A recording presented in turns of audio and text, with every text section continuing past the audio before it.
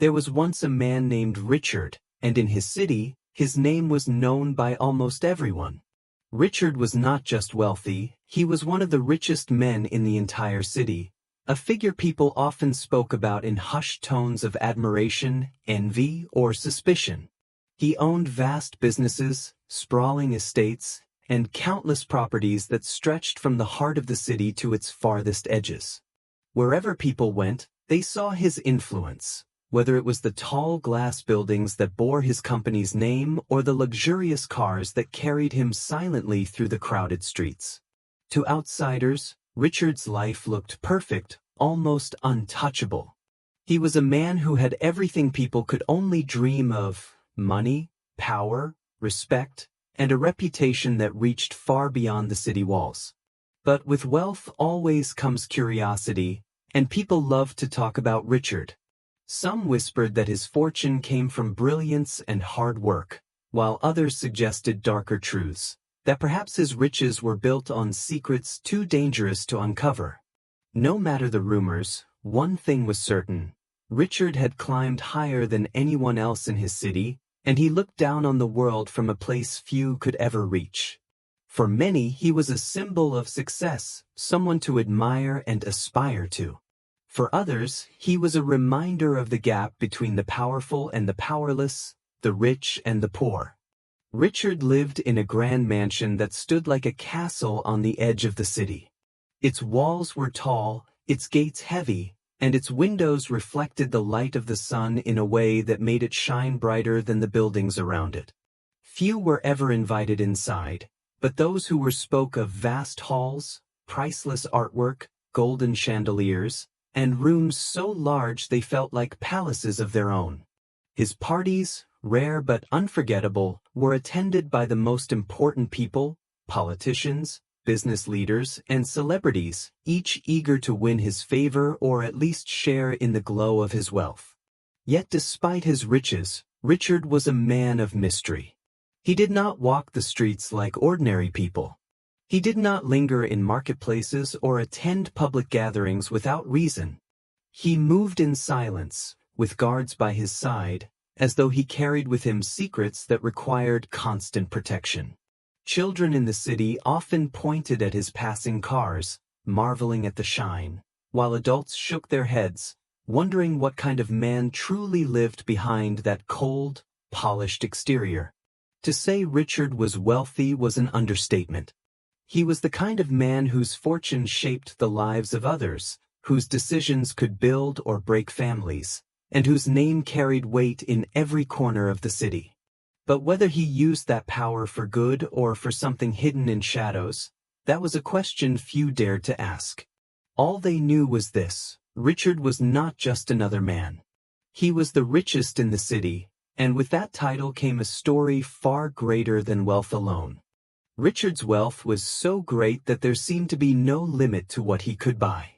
If he wanted a car, he did not have to think twice. He owned dozens of them: sleek black sedans for business, shining sports cars for speed, and vintage classics that most collectors could only dream of. Each one was parked in his massive garage, lined up like trophies, polished so perfectly that they reflected the light like mirrors. When he drove through the city, people stopped to stare, not just at the cars, but at the man who owned them. His money did not stop at cars. Richard owned more than one mansion, each grander than the last. In the countryside, he had estates surrounded by acres of land, with gardens that looked like pieces of paradise. In the heart of the city, he had a skyscraper apartment that offered a view so wide and clear it seemed he could see the entire world from his balcony. Each home was filled with luxury, marble floors, golden chandeliers, private pools, and art worth more than what most families earned in a lifetime. And then there were the jewels. Richard collected them not just as accessories but as symbols of his power. Diamonds, sapphires, emeralds, he had them all, stored in velvet boxes and glass cases. At parties, he wore watches encrusted with gems, their shine catching every eye in the room. Guests whispered about the value of the stones, some saying one of his rings alone could buy a small house. To Richard, though, jewels were never about beauty. They were about control, reminders that he could own what others could not even touch. Perhaps the most impressive part of his wealth was not the material things but the scale of his power. Richard had the ability to buy not just objects but entire companies. Factories, hotels, businesses. He could sign a paper, write a check, and suddenly an empire would belong to him. He did not just buy for pleasure, he bought for dominance, swallowing smaller businesses into his vast empire, making his name impossible to ignore in the city.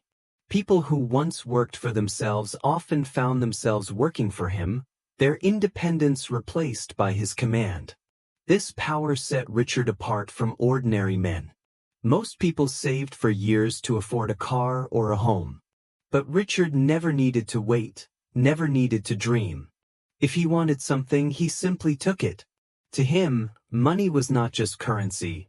It was a weapon, a shield, and a tool that bent the world to his will. Yet beneath all the glitter of his possessions and the weight of his companies, there lingered a question few dared to speak aloud. Could a man who owned everything truly be satisfied, or was he always chasing more? People envied Richard wherever he went, believing that his life was perfect and filled with happiness. To the outside world, he seemed like a man who had everything anyone could ever dream of: endless money, power, respect, and a lifestyle most people could only imagine. When he stepped out of his luxury cars, dressed in suits tailored to perfection, heads always turned. Neighbors whispered about his wealth, businessmen spoke of him with admiration, and the poor looked at him with longing eyes. They saw his glittering mansions, his rare jewels, and his long line of expensive cars and thought, surely, this man must be the happiest person alive. At parties, people smiled at him and raised their glasses, eager to be in his presence. They admired the way he spoke with confidence, the way he moved with authority, and the way opportunities seemed to fall into his lap. They thought his life was free of struggle, free of pain, and filled only with joy. To them, wealth meant happiness, and no one embodied that belief more than Richard. Mothers told their children to study hard and grow up to be like him. Young men dreamed of owning half as much as he did. Even those who disliked him secretly wished for his lifestyle. Whenever Richard appeared in the newspapers or on television, his name was wrapped in praise. He was described as successful, powerful, and unstoppable. People did not see his wealth as mere fortune. They saw it as proof of his intelligence, his brilliance, and his strength. They believed money had shielded him from the hardships of life. After all, how could a man surrounded by luxury and respect ever feel sadness or emptiness? To ordinary citizens, happiness seemed to walk hand in hand with wealth, and Richard appeared to be the very definition of both. Yet their envy blinded them. They only saw what Richard allowed them to see: the polished image, the grand lifestyle, the mask of perfection. They never saw the shadows that followed him back into his silent mansions, the loneliness that lingered in halls too large for one man to fill, or the sleepless nights hidden behind curtains of silk. They did not hear the heavy silence that pressed against him when the parties ended and the guests went home. They only saw the gold, never the cracks beneath it. Still, the city continued to envy him. To them, Richard lived a dream life, a life free of worry and sorrow. And even though none of them truly knew the man behind the wealth, they convinced themselves that he must surely be the happiest of them all. Their envy was a mirror of their own desires, not a reflection of Richard's reality. For in truth, happiness is not always found in riches, but people rarely believe that when standing in the shadow of someone like Richard. But behind Richard's smile, there was a painful truth that no one could see. On the surface, he appeared to live a perfect life, laughing at parties, greeting people with charm, and speaking with the confidence of a man who had it all. His smile was polished, always ready, like a mask carefully placed on his face. Yet when the lights dimmed and the people disappeared, that smile faded, and the truth weighed heavily on him. Deep inside, Richard was not as happy as people imagined. In fact, he carried a sadness that money, power, and luxury could never erase. His days were filled with noise, meetings, and social gatherings, but his nights were drowned in silence. When he looked into the mirror, he often wondered who he really was beneath the wealth and the mask of success. His smile, the one everyone envied, was not a reflection of joy. It was a shield he used to hide the emptiness in his heart. People thought his laughter came from happiness, but in reality, it came from practice, from the need to appear perfect in front of others. No one suspected that his wealth was like a golden cage, trapping him in a life that felt hollow. Richard's painful truth was that despite all he owned, he felt profoundly lonely. The mansions that seemed grand to others felt like prisons to him, with long hallways echoing nothing but his own footsteps. The cars, the jewels, and the endless luxuries could not comfort him at night when he lay awake staring at the ceiling. His smile hid the fact that he longed for something money could never buy: peace, love, and true connection. Every morning he put on the mask again, because showing weakness would ruin the image the world admired.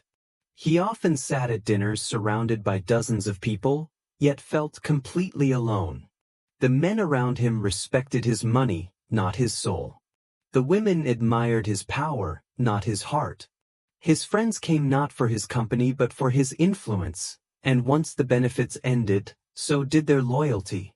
And so Richard learned to smile, to pretend, and to play the role expected of him. That smile became his greatest disguise, a curtain that kept others from seeing his pain. The truth was heavy, but he carried it silently. He knew the world loved the image of a happy, successful man, not the reality of a broken one.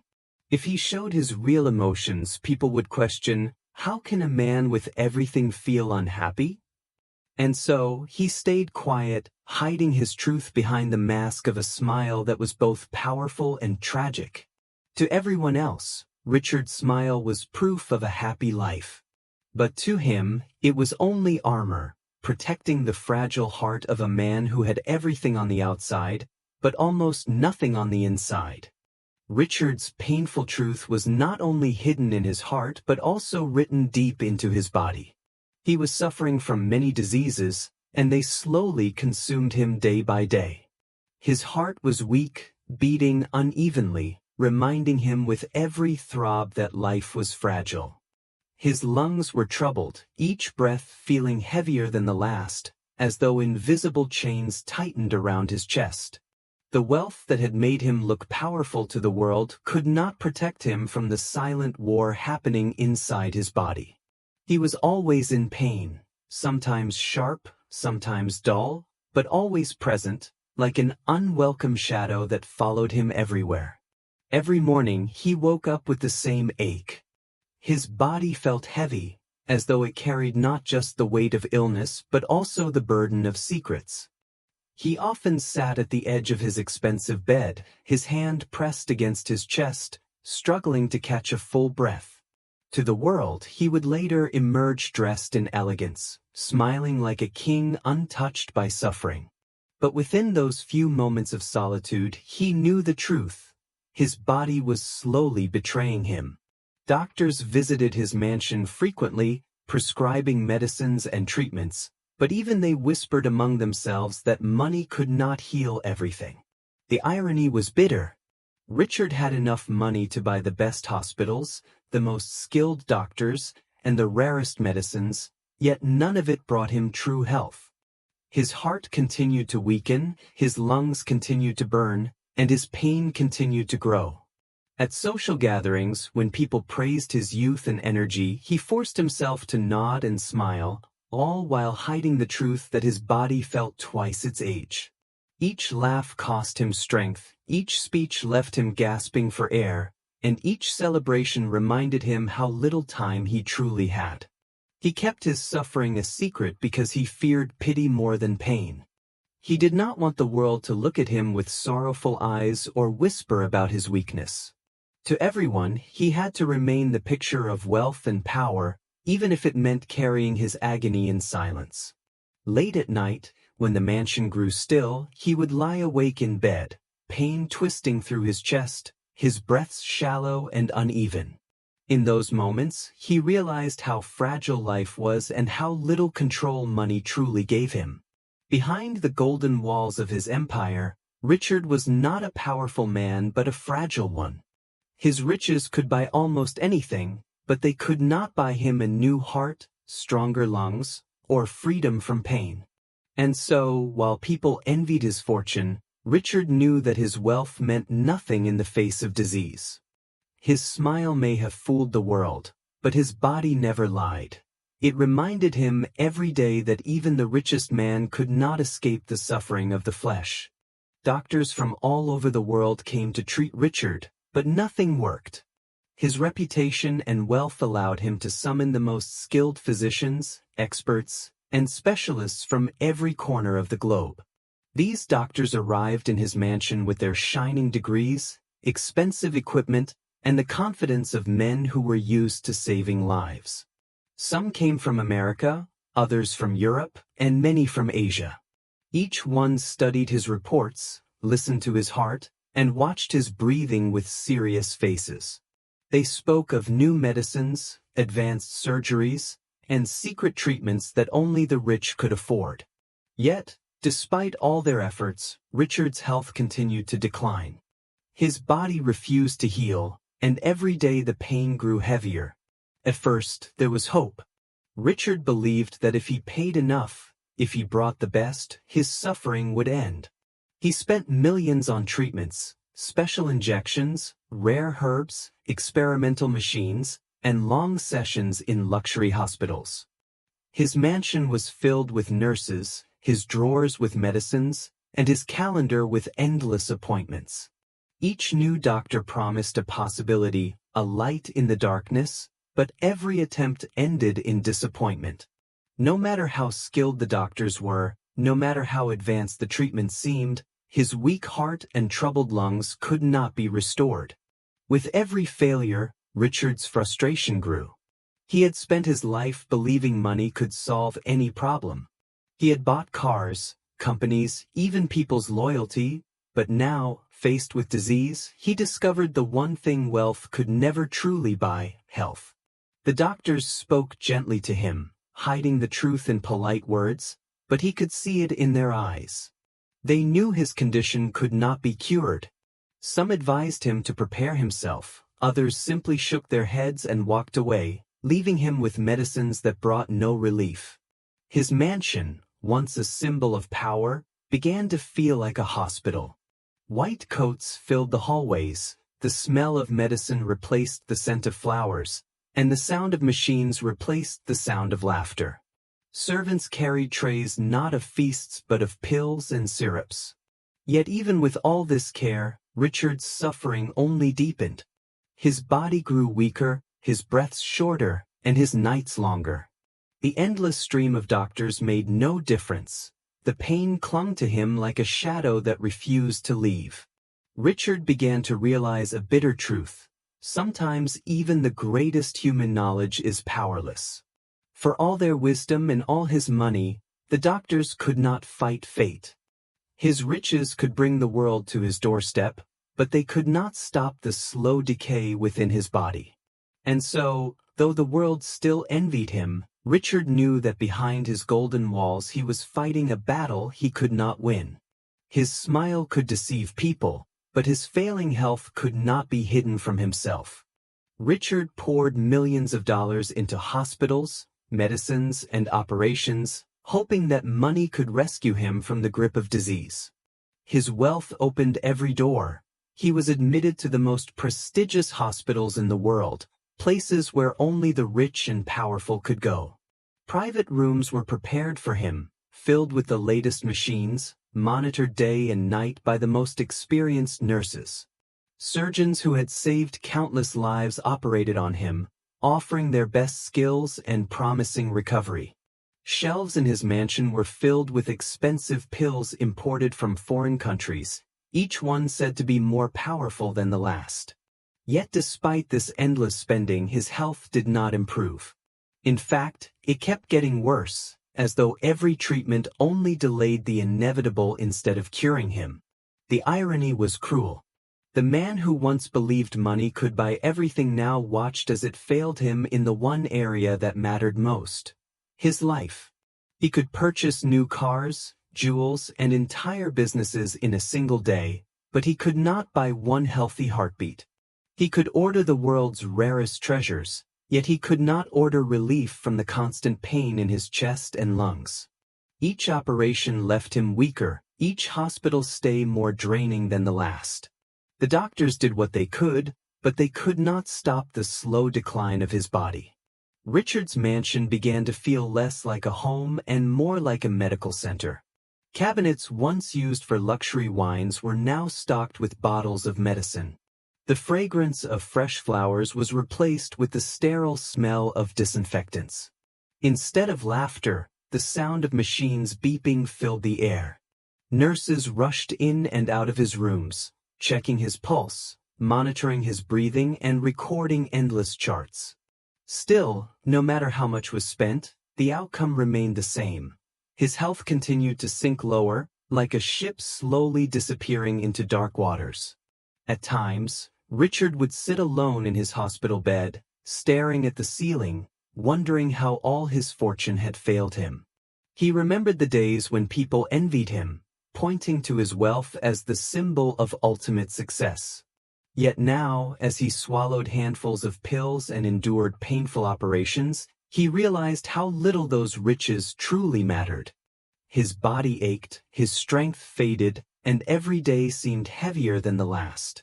He had given millions to the medical world, but in return he received nothing but temporary comfort and more pain. It was a bitter lesson. Money had given Richard power, but it could not give him health. He had lived as the richest man in the city, but now he understood that wealth meant nothing when the body refused to heal. His decline proved a truth that no one wanted to admit. Riches may build palaces, but they cannot buy life. At night, when the world outside grew quiet and the lights of the city faded into darkness, Richard's mansion stood silent. Behind its golden walls and shining chandeliers, the richest man in the city sat alone in his vast bedroom, surrounded not by family or friends but by shadows. It was during these lonely hours that his mask of strength finally fell. Away from the eyes of the world, Richard would bury his face in his hands and cry softly, his tears wetting the silk pillows that money had bought but could not comfort him. His chest tightened with pain, both from his weak heart and from the sorrow he carried within. And in the stillness of the night, he whispered words that revealed the deepest truth of his life. "I can buy the world, but not a single day of peace." These words were not just a whisper but a confession. Richard knew that his wealth, once seen as his greatest power, had become meaningless in the face of his suffering. He could buy islands, businesses, mansions, and jewels, but none of these treasures could give him rest. The pills on his bedside table reminded him that every breath came at a cost, and every day was borrowed time. He longed for peace, a single day without pain, a single night of true sleep, a single morning where he could wake up and feel whole again. Yet, despite his billions, that simple gift remained forever out of reach. The nights were the hardest for him because silence revealed the truth he could hide during the day. In the sunlight, surrounded by people, he could wear his smile and pretend to be strong. But at night, when the laughter was gone and the mansion's halls echoed with emptiness, the reality of his fragile body and aching soul became too heavy to bear. His tears were not just for his sickness but for the life he had wasted chasing riches, believing they would bring happiness. Now he understood that wealth could build castles but could not build peace within the heart. As he whispered his painful words, Richard often thought of the poor outside his gates. Many of them lived in small houses, some in broken huts, yet he envied them. They laughed with their children, ate simple meals together, and slept soundly after a long day of work. He, on the other hand, lay awake in a golden prison, drowning in sorrow despite having everything money could buy. The irony was cruel, but it was real. The man who owned the world could not own a single night of peace. And so, night after night, Richard cried in silence.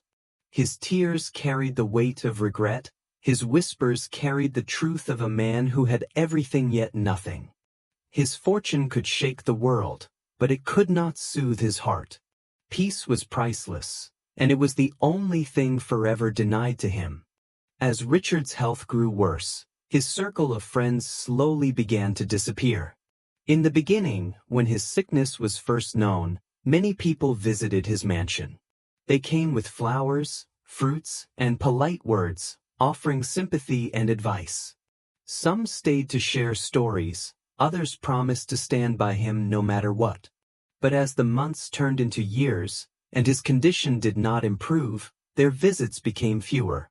One by one, they drifted away, each becoming too busy with their own lives to remain by his side. Some found excuses, work, travel, or family commitments. Others simply stopped calling, leaving Richard in silence. The man who was once surrounded by people at every party, admired for his wealth and influence, now found himself lying alone in his sickbed, abandoned by the very friends who once praised him. Richard watched this change with heavy eyes. At first, he told himself it was temporary, that they would return. But soon he realized the bitter truth. Most of them had never been true friends. They were drawn to his money, his power, and the luxury he offered, not to his soul. When he could no longer host grand feasts, when his laughter turned into coughs, and when his riches could not bring joy to those around him, they lost interest. They had their own lives to live, their own dreams to chase, and Richard's suffering was not something they wanted to carry. Lying in his bed, weak and frail, he often stared at the door, hoping someone would walk through it to keep him company. But the door remained closed, the halls of his mansion eerily quiet. The very people who once crowded around him in good times were nowhere to be seen in his darkest hours. Their absence made his pain sharper, not just in the body but in the heart. Loneliness became his constant companion, heavier than any disease. He began to reflect on the past. How many parties had he thrown for these so-called friends? How many gifts had he showered upon them? How many times had he used his fortune to solve their problems? And yet, when he needed them most, they vanished like shadows in the night. It was then Richard realized that friendship bought with money was not friendship at all. Real friends would have stayed, offering comfort even if they could not offer a cure. But true loyalty is rare. And Richard discovered too late that he had surrounded himself with people who loved his wealth, not his heart. Now, confined to his sickbed, Richard understood a truth more painful than his illness. Wealth can attract crowds, but only genuine love can keep people close. His friends had moved on, busy building their own lives, while he lay in his golden room, trapped, abandoned, and forced to face the cruel loneliness that money could never fix. Servants cared for Richard day and night, but none could give him the love or comfort he truly needed. His mansion was full of workers, maids, cooks, nurses, and attendants, each one carrying out their duties with precision. They brought him food on silver trays, arranged his medicines at the right hours, and helped him sit up when his weak body refused to move. They changed his sheets, kept the room spotless, and followed every order without hesitation.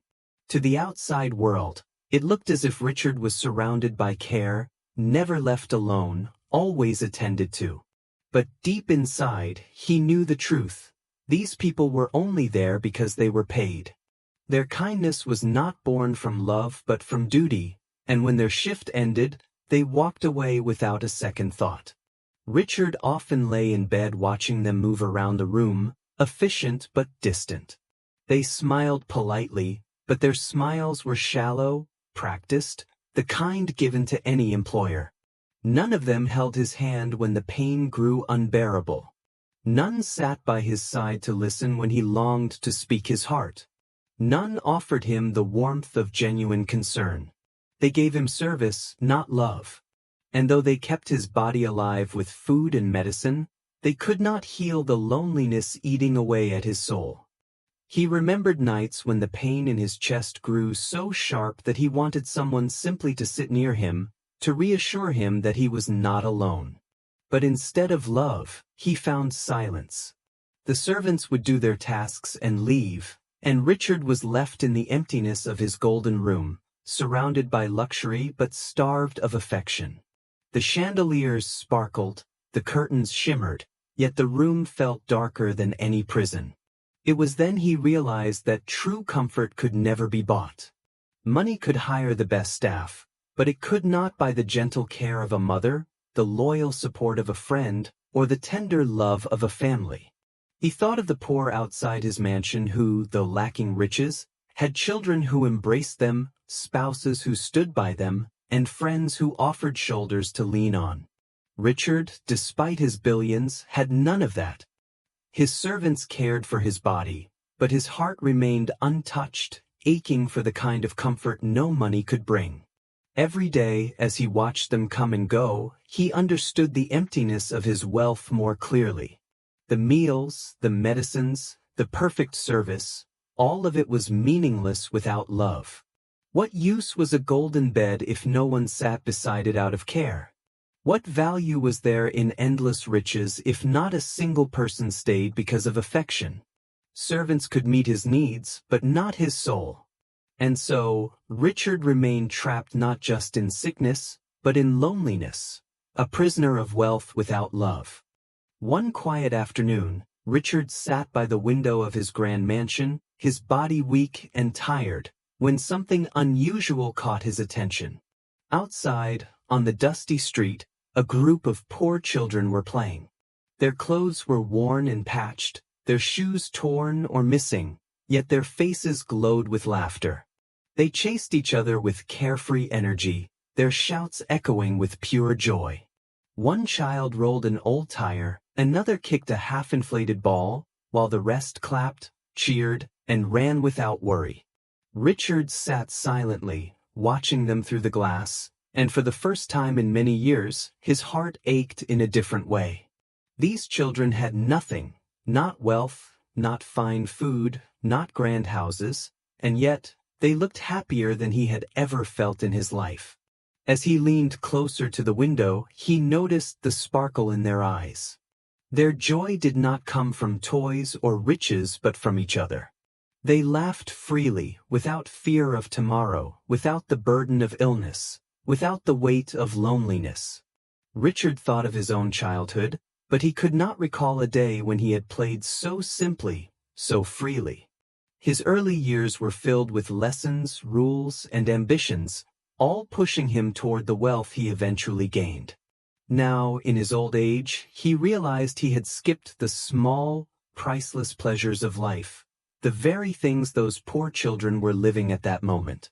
Tears welled up in his eyes as he whispered to himself, "They have nothing, yet they have everything." He compared their joy to his reality, a golden cage filled with medicine bottles, silence, and emptiness. He, who owned companies, mansions, and treasures, could not remember the last time he laughed with such purity. The laughter of those children was a mirror reflecting his own emptiness. He had spent his life chasing riches, believing they would bring happiness, but now, looking out that window, he saw the truth with painful clarity. Happiness did not live in wealth. It lived in love, freedom, and simple moments like the ones unfolding on the street. The sight of those children shook him deeply. He realized that while he had been busy building an empire, he had missed the true meaning of life. He had bought everything money could offer, but he had never bought time with loved ones, never invested in relationships, never valued peace of heart. Those children, poor in material things, were rich in joy. And he, rich in gold, was poor in spirit. As the children's laughter faded into the distance, Richard leaned back in his chair, his face pale but his heart heavy with regret. For the first time, he admitted to himself that he had lost the real treasure of life long ago. And now, sitting by the window, he envied not the rich, but the poor children playing happily in the street. As Richard sat by the window, tears slowly filled his eyes. The laughter of the poor children outside rang in his ears, echoing like music he had never known. He watched their small feet run freely on the dusty ground, their thin hands clapping with excitement, their eyes glowing with life. They had no riches, no fine clothes, no cars, no mansions. By the standards of the world, they had nothing. Yet, as Richard looked closer, he saw that they carried something far greater than gold. They had health and joy. Their bodies were strong, their lungs filled with easy breaths, their hearts beat with energy, and their spirits danced in the freedom of innocence. In contrast, Richard felt the heaviness of his own body. Every breath burned in his chest, every movement was a struggle, and his body ached with the constant reminder of sickness. His wealth had built walls of gold around him, but those walls could not shield him from disease. He envied the children not for their toys or their laughter, but for their simple gift of health, a gift he once had and wasted without realizing its worth. They leapt and ran as though the whole world belonged to them, while he, the richest man in the city, sat trapped in his bed, unable to join them, unable even to climb the stairs of his own mansion without pain. His tears were not only of sadness but of regret. He realized now that health and joy were the true treasures of life, treasures he had overlooked while chasing diamonds, businesses, and power. All his life, he believed happiness lived inside the vaults of wealth, but now he understood that happiness had always been in the simple moments, like the smile of a child, the comfort of good health, and the warmth of love. These children, poor in possessions, were kings in spirit. They did not need jewels to shine. Their laughter was brighter than any diamond Richard had ever owned. The more he watched, the more his heart ached. He thought about how he had wasted his strength, how he had never valued the mornings when his body was young and free, how he had ignored the true wealth of life in exchange for empty luxuries. Now, when he would give all his gold just to breathe without pain, it was too late. His riches were powerless against his failing health. And so, his tears fell, heavy with the realization that the greatest poverty is not lack of money, but lack of joy, and the greatest wealth is not measured in gold but in health. Through the window, the children's laughter faded into the distance, but its echo stayed in Richard's heart. It was a reminder of the life he had missed, the treasure he had ignored, and the truth he could no longer deny. They had nothing, but they had health and joy, and that made them richer than him. As Richard lay weak in his grand bed, the truth finally struck him like a heavy blow. He realized too late that he had spent his entire life chasing wealth instead of caring for himself. Every breath now came as a reminder of the years he had wasted running after money, power, and possessions, while ignoring the most important treasure, his own health. When he was young and strong, he had pushed his body beyond its limits, believing that endless work and sleepless nights would make him richer and more successful. He thought that one more deal, one more company, one more mansion would finally bring him happiness. But now, lying sick and broken, he saw clearly that all those long nights and restless days had stolen his health piece by piece. He remembered the countless times he had skipped meals just to attend meetings, the many nights he ignored sleep so he could close another business deal, and the moments when his body cried for rest but he silenced it with more work, more stress, and more ambition. At the time, he believed he was being strong and determined.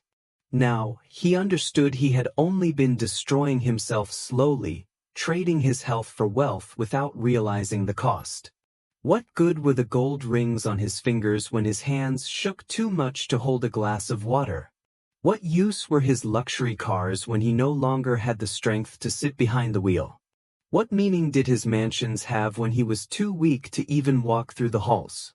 Tears burned his eyes as the painful truth grew sharper. Money could buy doctors, but it could not buy healing. Wealth could build hospitals, but it could not build a healthy body once it was broken. Jewels could shine, but they could not bring back the glow of life to his tired face. He had worked so hard to own the world, yet he had lost the very foundation of living: his health and peace. And what made it worse was the realization that it was too late to turn back time. No matter how much he wished, no matter how much he regretted, the years were gone. His youth was gone. His strength was gone. For the first time, Richard truly understood the meaning of failure. It was not failing to become rich. It was failing to protect the body that carried him, the health that gave him freedom, and the soul that needed peace. As he lay in silence, he whispered to himself, "I spent my life chasing wealth, but I never cared for the one thing I needed most, me." And with that thought, he knew he had paid the highest price a man could ever pay. He had traded his health for riches and realized the truth only when it was far too late. The room was quiet, filled only with the faint ticking of a clock and the shallow sound of Richard's breathing. The once powerful man, who had commanded respect in every corner of the city, now lay weak and fragile, clinging to the last threads of life. His body, once full of energy, had withered away, leaving behind only the shadow of who he used to be. Around him were the symbols of his wealth: paintings on the walls, gold ornaments on the shelves, expensive curtains and polished marble floors, but none of them brought him comfort.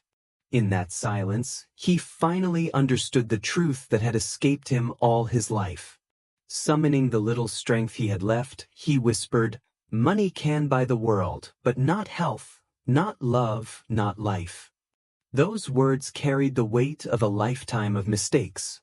He had spent years believing that wealth could give him everything, that riches were the key to happiness, and that power could protect him from pain. But as he lay on his deathbed, he knew how wrong he had been. His millions could not heal his weak heart. His mansions could not ease his pain. His companies could not give him back the laughter of friends or the warmth of family. He had everything money could buy, yet he had nothing of what truly mattered. In his final moments, Richard thought about the days he had ignored his health for work, the nights he had chosen meetings over family, and the times he had silenced his body's cries for rest with ambition. If only he had cared for himself, if only he had valued love and peace as much as he valued money, his life might have been different. But regrets were useless now. Time does not return to those who waste it, and health does not return once it is destroyed. His whisper was not just for himself. It was a message for anyone who might listen. A message carved out of pain and regret. He wanted the world to know that money, though powerful, is powerless in the face of death. It can buy hospitals, but not healing. It can buy companionship, but not true love. It can buy luxuries, but not the breath of life. His eyes filled with tears, not for the fortune he was leaving behind, but for the moments he had never lived, the love he had never cherished, and the health he had never protected. As his voice faded and his body grew still, those words lingered in the air like a final lesson. Money can buy the world, but not health, not love, not life. And in that silence, Richard's story became a warning to all, that true wealth is not measured by gold or jewels, but by health, by love, and by the simple gift of life itself. When Richard finally passed away, the city mourned in silence. News of his death spread quickly, and crowds gathered outside his mansion. He had been known as the richest man in the city, the one who owned countless businesses, luxurious cars, grand mansions, and treasures that most people could only dream of. Yet, as his coffin was carried out, people did not talk about his wealth, his power, or his empire. They did not speak of the jewels he wore or the companies he built. Instead, they whispered about the sad truth, that the man who once had everything money could buy had died without the one thing he truly needed. The richest man in the city had been the poorest in health. People began to reflect on his life. They remembered how his success had inspired envy, how his name once represented strength and power. But now they saw the other side of the story. They realized that behind his riches, Richard had been a man slowly broken by illness, trapped in pain, and abandoned by joy. His wealth had built him a palace, but it had also built him a prison. He had every luxury the world could offer, yet he could not escape the truth of his failing body. To the people, this became his legacy, not his diamonds or his gold, but the warning his life had left behind. Some said, "What use are riches when you cannot enjoy them?" Others shook their heads and added, "He had money to buy the world, but not enough to buy his health back." His story became a lesson whispered in the streets, a reminder to every family that health is greater than gold. Mothers told their children, fathers reminded their sons, and neighbors told one another, "Do not be blinded by wealth.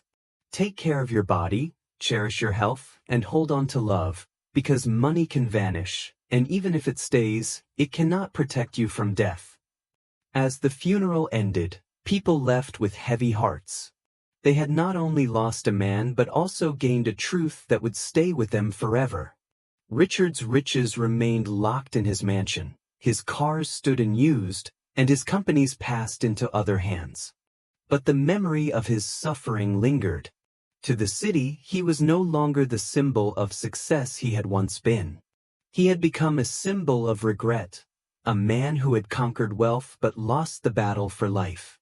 In the end, his death carried a message louder than his life ever did. True wealth is not measured in gold or jewels, but in the strength of the body, the peace of the heart, and the joy of love. And so, the richest man in the city was remembered not for his treasures, but for the emptiness that riches could never fill.